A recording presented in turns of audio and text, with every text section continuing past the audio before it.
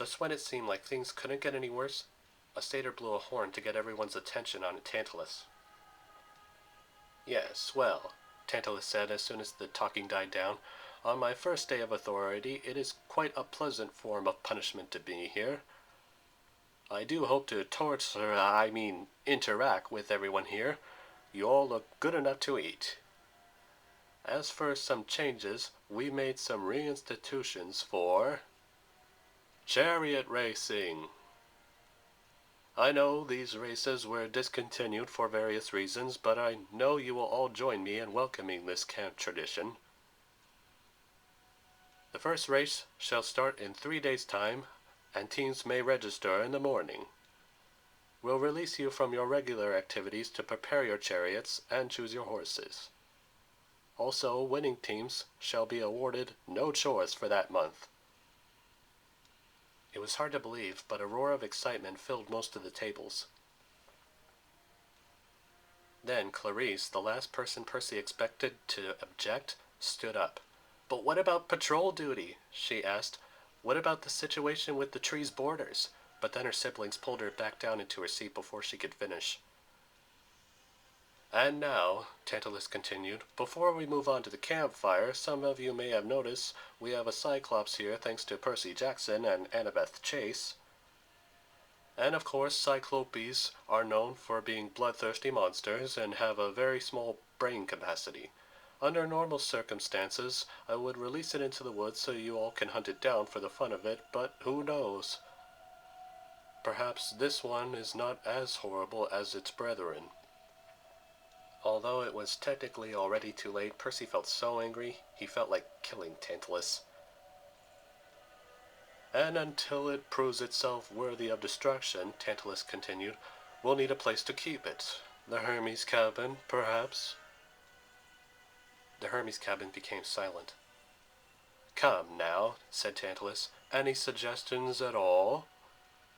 Then without warning, the last thing Percy could expect just happened. Everyone gasped. Tantalus scooted away from Tyson in surprise. Percy couldn't believe what he was seeing, but it was about to change his life. Floating over Tyson's head was a glowing green light in the shape of a trident. Tyson was a son of Poseidon, which meant he was Percy's half-brother. "Well, I guess we know where to put the beast now. Now I can see the resemblance." Everyone else followed Tantalus and started laughing, except Annabeth and a few other friends. Lucky for Tyson, he was too innocent to understand they were making fun of him. He was too distracted from waving at the glowing symbol anyway.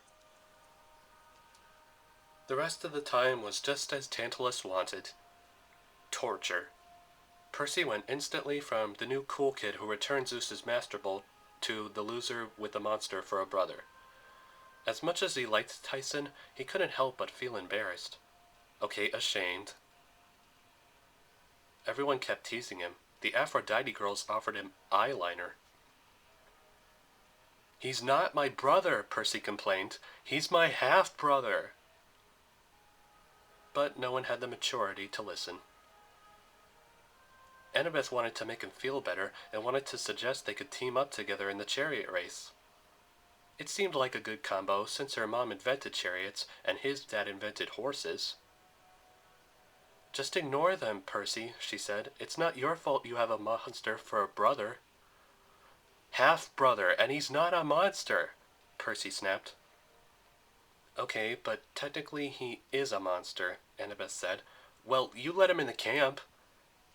"To save your life. I didn't really expect Poseidon to claim him, and cyclopes are usually vicious." "Well, he's not, and what do you got against him anyway?" She blushed. That made Percy have the feeling there was something she wasn't telling him. "You're treating him like he's something horrible," he said. "Well, then maybe you should go team up with him instead." "Okay, fine, I will." So they stormed away from each other, but Percy only felt even worse than before. For the next few days, Percy did whatever he could to keep his mind off his problems. Selena Beauregard gave him his first flying lesson on a Pegasus. As a son of the sea god, Percy never felt good being high up in the air, but it felt right on the Pegasus. Probably because his dad invented horses. The only one who didn't have a problem with Tyson was Beckendorf. Beckendorf said his father, Hephaestus, had worked with cyclops and suggested forging to Tyson. He said he could make Tyson a pro in no time. Although Tantalus dismissed everyone from guard duty, the campers made up a schedule for taking turns watching the tree, and Percy did his part. Satyrs and tree spirits tried singing and playing music to it magically, but it wasn't enough. The night before the first chariot race, Percy had another dream about Grover.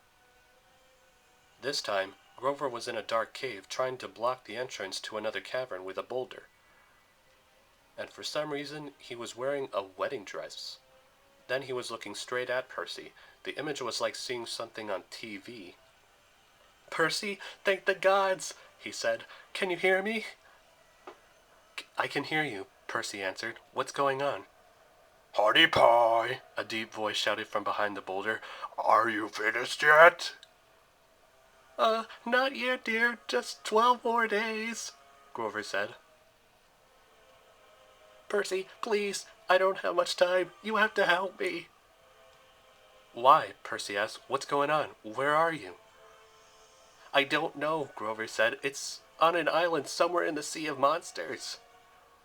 The monster that kidnapped me is a shepherd, and he used it as a trap. He has it.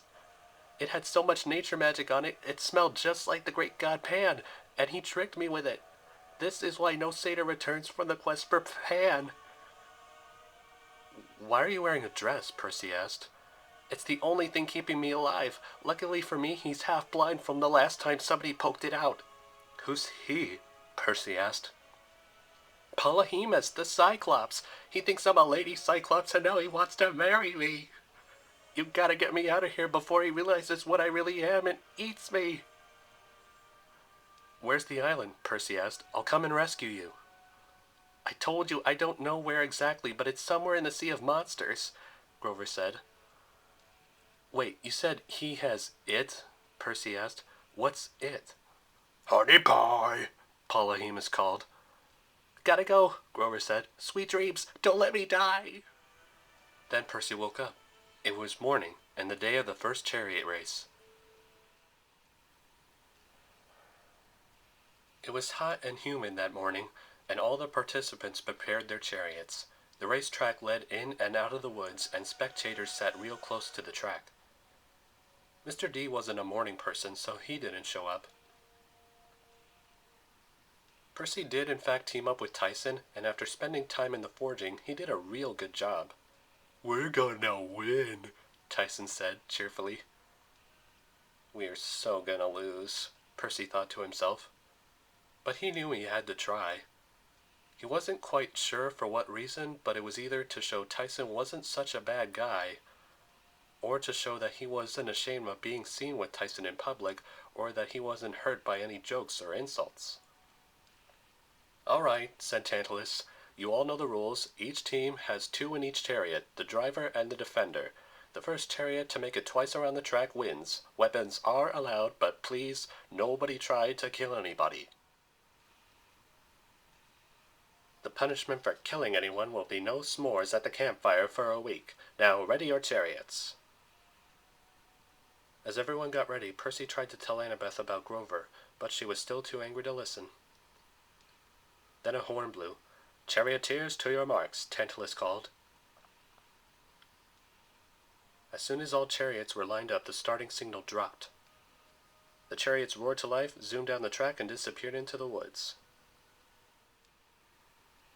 After the first 20 feet, Percy and Tyson managed to make it past the Ares chariot, but Annabeth was still way ahead. "Birds!" Tyson shouted. Percy looked behind him and saw what Tyson was worried about. They were being chased by... pigeons? Nope, not ordinary pigeons. These had bronze beaks, shiny eyes, really sharp feathers, and made a sound like screeching metal.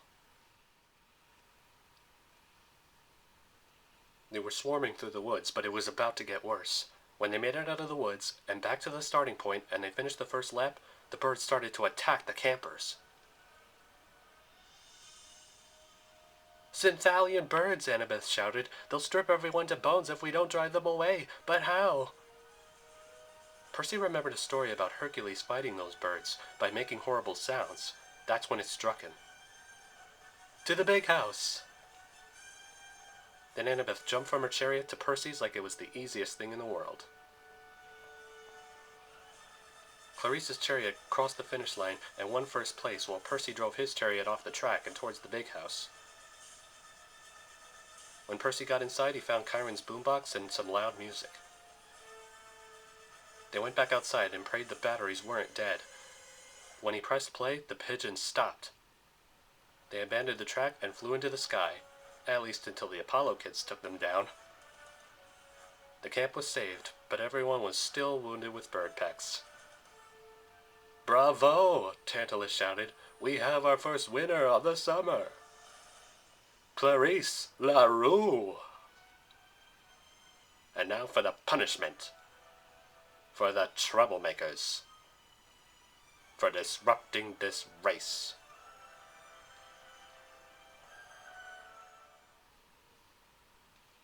The way Tantalus saw it, the pigeons were minding their own business and wouldn't have attacked if Percy, Tyson, and Annabeth hadn't disturbed them with their bad chariot driving. So all three of them were put to dishwashing duty in the big house with the harpies. The only good that came out of it was that it gave Percy more time to talk with Annabeth about his dream, and that time she not only listened, she started to believe. But he didn't even get the chance to say exactly what it is, Percy said. "Well, you said that he said Polyhemus is a shepherd, right?" Annabeth asked. "So what do you get when you skin a ram? A coat?" "Not just any coat," said Annabeth. "The coat of a ram is called a fleece, and if it happens to have nature magic on it, the golden fleece." The golden fleece came from a magic ram which was created by Zeus to save two demigods from becoming human sacrifices, Cadmus and Europa. So the ram carried them far away across the sea to the kingdom of Colchis, but Europa didn't make it. When Cadmus got there, he sacrificed the ram and skinned off its fleece and hung it on a tree in the middle of the kingdom. Then beyond that point, all the sickness was wiped away from everyone in the kingdom. All the people. The animals. Even all the plant life was restored. Every last living thing in the kingdom became completely healthy and had absolutely no sickness for generations to come. At least until Jason came and took it. So if it could heal an entire kingdom, maybe it could do the same for Camp Half-Blood.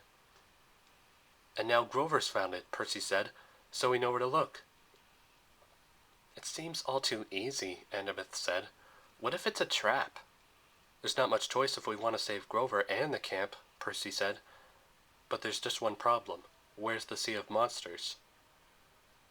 "Well, it used to be in the Mediterranean Sea, of course, where Greece is," Annabeth pointed out. "But like everything else, it shifts locations like the west center of power shifts."